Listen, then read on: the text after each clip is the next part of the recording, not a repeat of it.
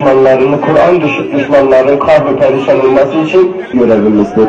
Allah bütün geçmişlerimize Kur'an'a uzanan eller kırılsın. Kur'an'a uzanan eller kırılsın.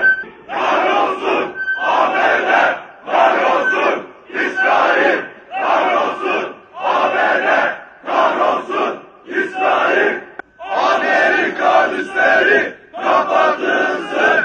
Kahrolsun Amerika, kahrolsun İsrail, kahrolsun Amerika, kahrolsun İsrail. Amerika üsleri kapatılsın. Amerika üsleri kapatılsın. Allahu Ekber, Allahu Ekber. İslam ümmeti kabul etmez illeti. İslam ümmeti kabul etmez illeti. Bence bunlar bir, ümmetin gayretini, hassasiyetini, Kur'an konusundaki duyarlılığını ölçmeye yöneliktir.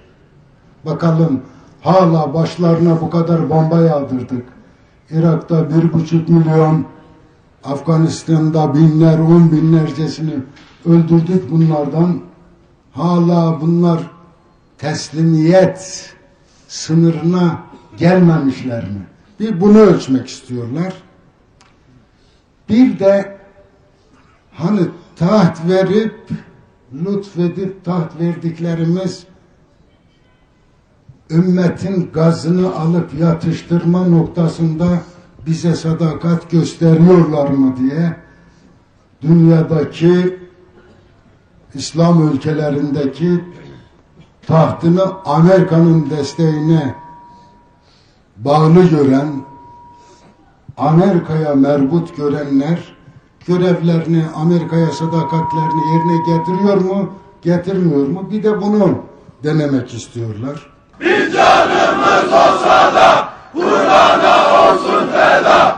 Bir canımız olsa da Kur'an'a olsun feda. Hiç kimse sabrımızı, hassasiyetimizi ölçmeye kalkışmasın.